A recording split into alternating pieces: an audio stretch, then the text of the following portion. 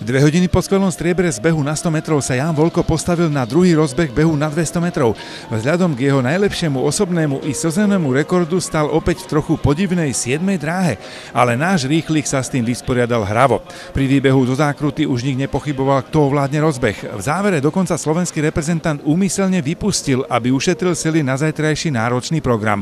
Vtedy už vedel, že v sobotu o 16:50 mu začína semifinále a snáď o 20:45 opäť ďalšie finále.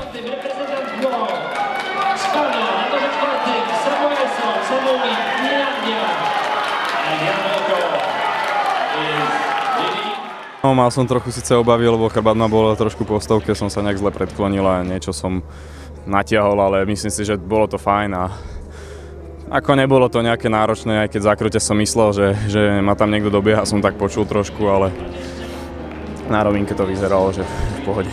S trenérkou ste boli dohodnutí vraj, aby to bolo miernejšie tempo, neprehnal si to nakoniec teda? Myslím si, že nie, lebo vypúšťal som nejakých tých 30 metrov alebo 20 na konci, čiže myslím si, že nejaké sily som ušetril a uvidíme, čo bude zajtra.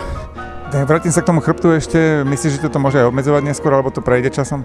Tak ono to viac menej cítiť skôr iba pri rozcvičke, potom už pri tom preteku je to taký adrenalín, že to ani nejak nevníma človek a v podstate je to ako keby to ani nebolo.